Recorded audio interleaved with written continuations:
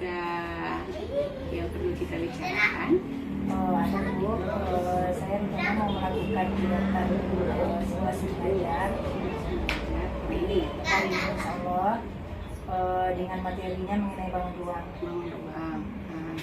Di sini saya mengharapkan bimbingan dan bantuan dari Ibu agar kegiatan simulasi saya dapat berjalan lancar.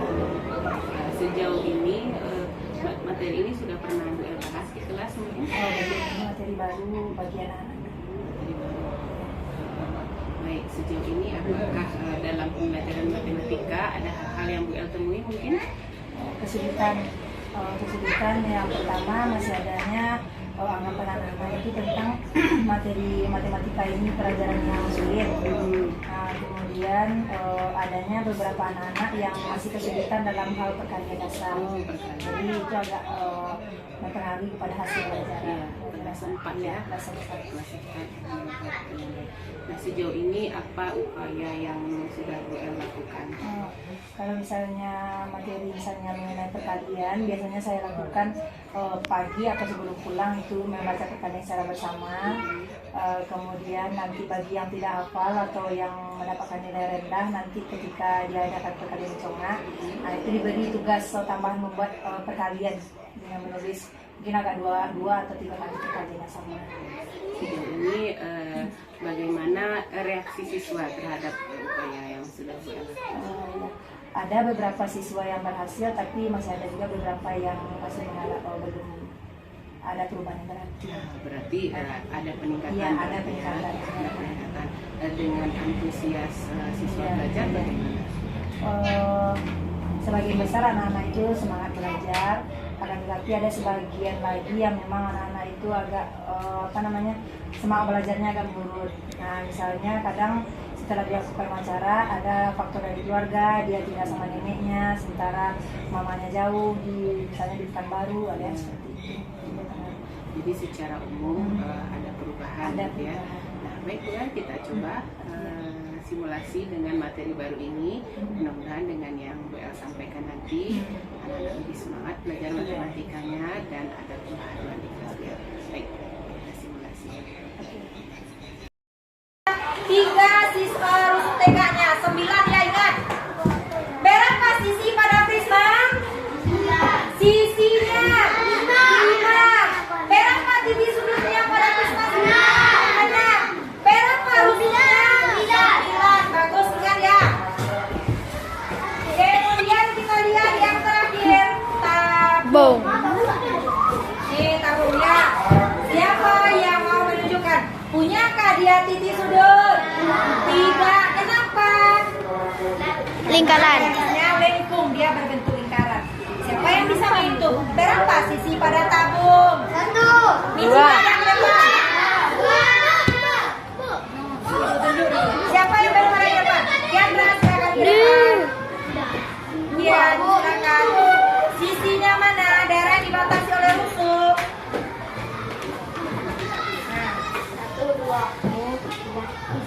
Ada 3 sisinya. Kenapa kita pakai sendal? Nah, ganti lagi ke sepatu ya nak. Rusuk pada tabung dia mempunyai 3 sisi. 1 sisi penutup, 1 sisi alas, dan 1 pada sisi lengkung. Sisi lengkung ini pada tabung disebut juga dengan selimut tabung. Apa namanya? Selimut tabung. Kalau anak ibu digambar nanti, misalnya digambarkan tabung ini.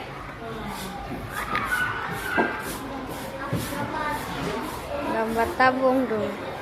Ada akan nampak seperti garis, tapi kalau di sini kan tidak ada. Kalau digambar nampak seperti ini, namanya bukan rusuk. Ini namanya adalah garis pelukis namanya. Istilahnya seolah-olah garis yang nampak kalau digambar dia seperti ini nanti. Kalau benda nyatanya dia seperti ini, punya garis sisi lengkung. Apakah tabung punya titik sudut? Tidak. Apakah punya rusuk? Tidak. Iya. Siapa yang tahu? Dia punya 2. Yang mana yang 2? Iya, bagus. 1 rusuk lengkung pada bagian atas dan 1 pada bagian bawah. Dia mempunyai 2 rusuk lengkung, yaitu di bagian alas dan penutup. Nah, kita ulang kembali untuk tabung. Tabung mempunyai berapa sisi? 2, 3. Ada 3 sisi. Alas, alas, penutup dan sisi lengkung. Sisi lengkung disebut juga dengan selimut. Kemudian dia punya 2 rusuk. Ada rusuk 1 pada lengkung atas, ada 2 pada lengkung bawah. Ada paham? Ada yang mau bertanya? Tidak. Siapa yang bisa menyebutkan apa contoh benda dalam kehidupan sehari-hari yang milik tabung? Celengan, botol, dan yang tahu apa bangun yang berbentuk banglo dan kubus ini? Apa biasanya? Mainan. Kalau yang berbentuk kubus yang mainan. Mainan apa yang berbentuk kubus? Rubik. Bagus. Wow, tepuk tangan. Kemudian kalau yang banglo ini banyak ya. Mari, apa lagi? Kardus, kotak-kotak, pelukis. Oke. Lagi guys, bantuan yang ketiga adalah prisma. Ingat ya, prisma ini ibu ini memang penutupnya yang sudah tidak ada, berarti kalau menghitung sisi hitung ini nanti juga ya. Oke, ini adalah prisma segitiga. Ingat, nama mungkin aku prisma maju dulu dah. disesuaikan dengan bentuk alasnya. Kalau dia segitiga, prisma segitiga. Siapa yang mau menemukan sifat bangun prisma? Mulai yang pertama. Kira-kira dia punya sisi sudut? Iya. Coba hitung. Bisa. Usahakan yang belum enak biar gantian. Bisa, silakan ke depan.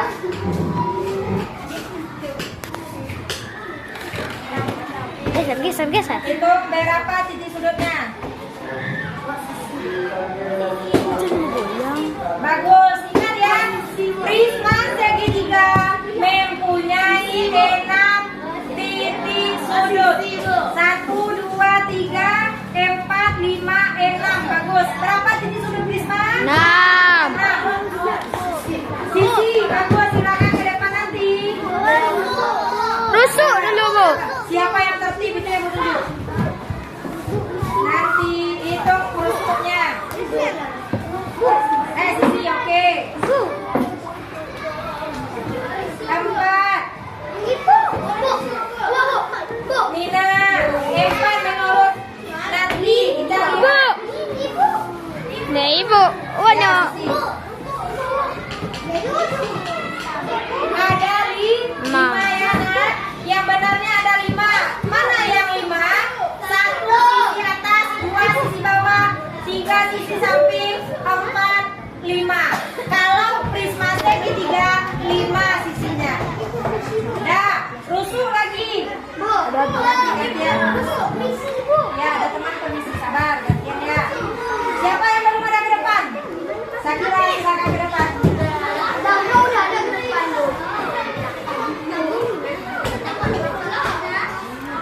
Oke, rusuk itu rusuk.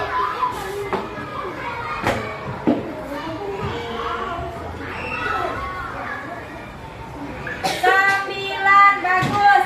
Ada 3 pada bagian atas, 3 bawah, 6, 3 sisa rusuk tegaknya. 9 ya, ingat. Berapa sisi pada prisma? Sisinya 5. Berapa titik sudutnya pada prisma? 6. Berapa rusuknya? 9. Bagus, ingat ya.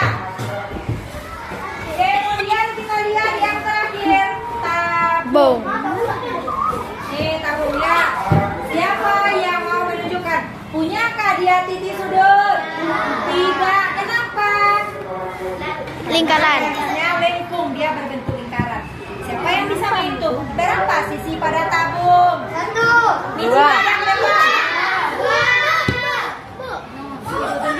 Siapa yang baru mulai depan? Yang silakan ke depan. Iya, silakan. Sisinya mana? Daerah yang dibatasi oleh rusuk.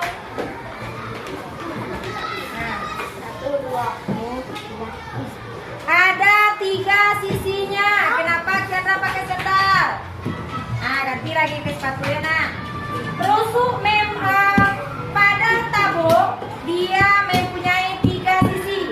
Satu sisi penutup, satu sisi alas, dan satu pada sisi lengkung. Sisi lengkung ini pada tabung disebut juga dengan selimut tabung. Apa namanya? Selimut tabung. Kalau anak ibu digambar nanti, misalnya digambarkan tabung ini.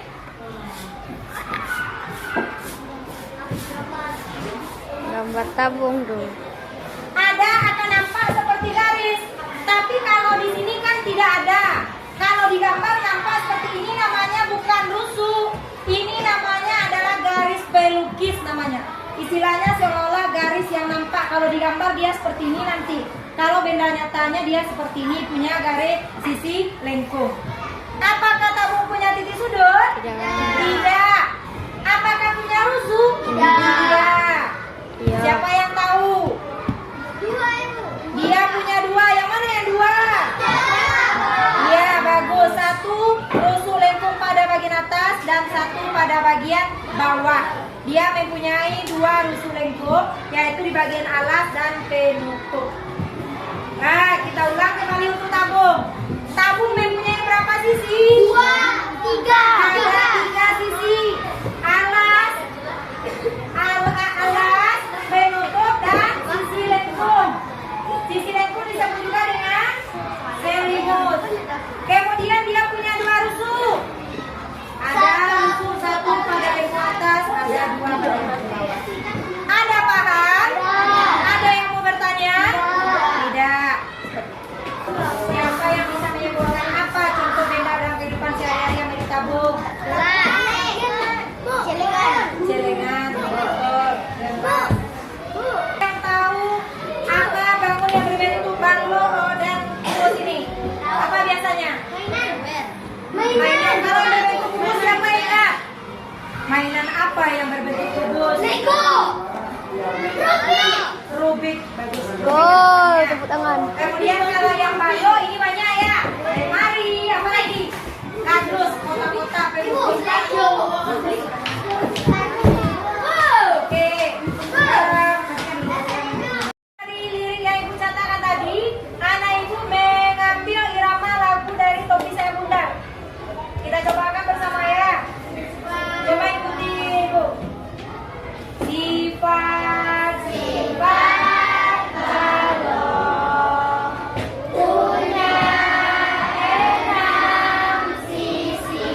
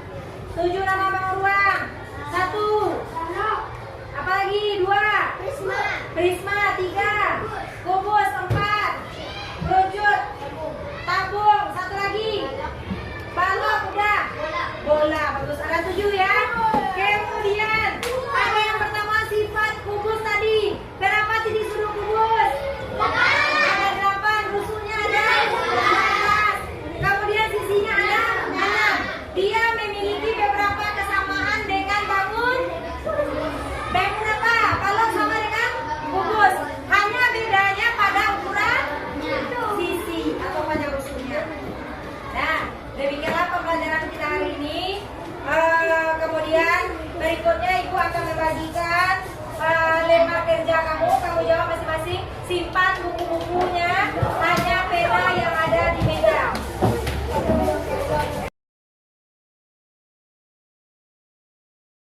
KS lembar kerja yang akan kamu jawabnya langsung di sini saja. Langkah pekerjaan tulis nama, kemudian jawab pertanyaan sesuai soal. Jawaban di belakang soal saja. Ya.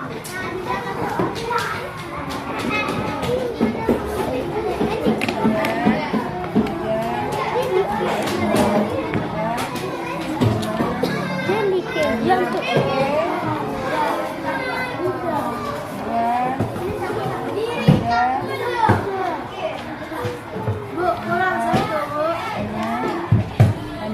Kurang satu ini.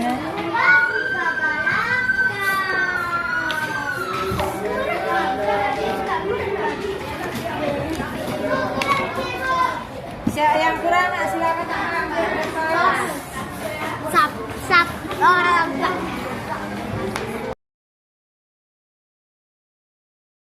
Sudah selesai kita simulasinya, apa yang Bu El rasakan? Alhamdulillah Bu, pada saat pembelajaran tadi anak-anak itu antusias, dia semangat. Alhamdulillah banyak yang menjawab pertanyaan. Nah, apa perbedaannya dari simulasi sebelumnya ya, Bu El? Ya mungkin yang tadi saya lebih menggunakan benda yang konkret, anak itu bisa melihat langsung.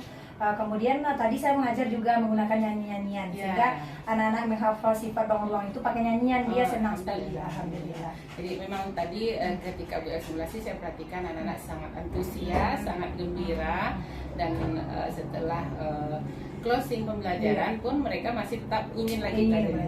Jadi apa clue yang Bu El temukan setelah simulasi tadi? Apa hal yang menarik yang Bu El temukan? Ya memang kalau dari yang saya lakukan tadi, ya memang dalam mengajar itu kita yang memang harus menggunakan benda konkret, sehingga anak itu benar nampak ini loh contohnya, misalnya bangun ruang ini bentuk aslinya, ini bentuk dalam kehidupan nyata. Ya. Alhamdulillah. Jadi ternyata Bu El temukan sendiri solusinya setelah ekspor, setelah mencobakan, Bu El temukan sendiri solusi dari pembelajarannya.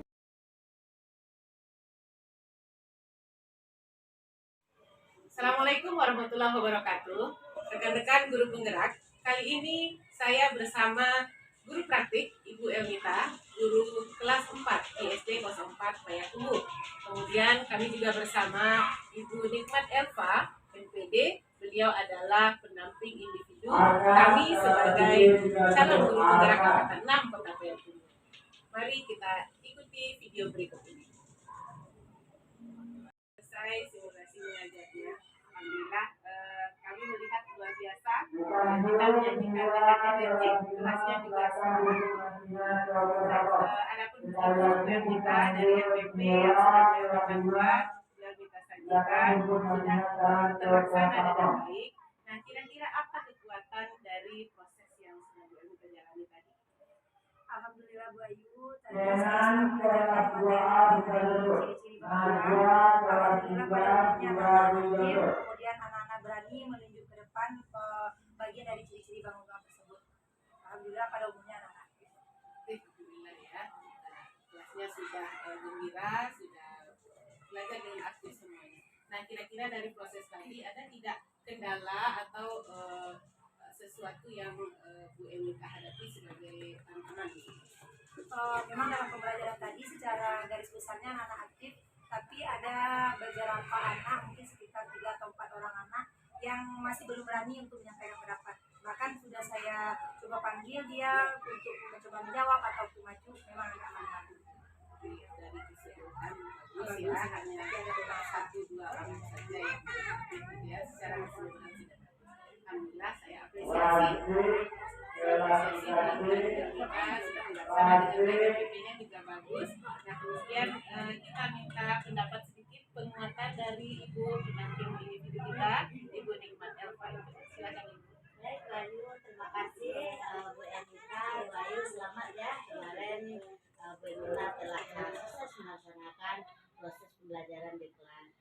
Kira-kira kemarin sesuai dengan materinya ciri-ciri bangun ruang itu diajarkan di kelas 4, ya kelas 4 ya Bu Elmita, terkait apa tadi sebelumnya Bu Ayu telah sampaikan juga bahwa proses pembelajaran bagaimana menyembuhkan esensi akhir peserta didik menikmati dengan baik. Bahkan ada yang rasa keberatan ketika waktu telah habis gitu. Itu artinya mereka berharap pembelajaran yang mereka itu sajikan itu memang sesuai dengan keinginan mereka. Kemudian tadi sepintas kita juga menyampaikan ada pemahaman terkait apa ya, itu bagaimana memotivasi mereka mau berpendapat gitu ya. Mungkin di sini sebagai penguatan saja, mungkin triknya nanti kita lebih tahu untuk bagaimana memotivasi peserta didik supaya mereka mau berpendapat dan tidak malu dan menumbuhkan percaya diri. Apa tadi sebelumnya Bu Ayu telah sampaikan juga bahwa proses pembelajaran bagaimana menyembuhkan esensi akhir peserta didik menikmati dengan baik. Bahkan ada yang rasa keberatan ketika waktu telah habis gitu. Itu artinya mereka berharap pembelajaran yang mereka itu sajikan itu memang sesuai dengan keinginan mereka. Kemudian tadi sepintas kita juga menyampaikan ada pemahaman terkait apa ya, itu bagaimana memotivasi mereka mau berpendapat gitu ya. Mungkin di sini sebagai penguatan saja, mungkin triknya nanti kita lebih tahu untuk bagaimana memotivasi peserta didik supaya mereka mau berpendapat dan tidak malu dan menumbuhkan percaya diri. Mungkin perlu kita perhatikan bagaimana karakteristik ciri belajar mereka gitu ya.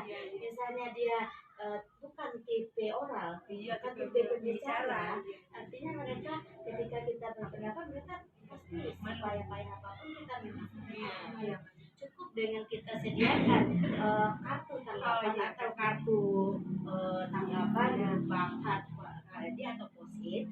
Kita minta mereka menuliskan apa yang salah mereka bisa berpendapat. Itu salah satu mereka bagaimana cara mengungkapkan pendapat dan menulis. Iya, sesuai dengan mungkin seperti yang kita sampaikan tadi, mereka tidak tipe orang, tipe pembicara, tetapi dengan mereka menuliskan mereka akan lebih mudah berekspresi. Ini kasih sekali untuk harapannya itu saja sesungguhnya. Semoga apa yang telah Bu Ernita lakukan yang baiknya itu pemahaman itu bisa berusaha mencari solusi terbaik sehingga kedepannya lebih baik lagi. Selamat Bu Ernita, Bu Ayu juga. Terima kasih banyak. Iya, terima kasih. Baik rekan-rekan penggerak, itu dia tadi motivasi dari ibu pendamping individu kita, dari Ibu Nikmah Elva MPD. Sama-sama sudah kita dengar dan kita terapkan bersama di kelas masing-masing. Yang pertama, semua anak tidak sama kemampuannya berbeda-beda, gaya belajarnya juga berbeda. Mungkin anak tidak mempunyai kemampuan berbicara yang bagus, kita bisa berikan post-it, kertas tanggapan, supaya mereka bisa sama-sama respon dalam pembelajaran yang kita berikan. Baik, demikian pertemuan kita kali ini. Terima kasih atas perhatiannya. Mudah-mudahan bermanfaat untuk kita semua. Assalamualaikum warahmatullahi wabarakatuh. Waalaikumsalam.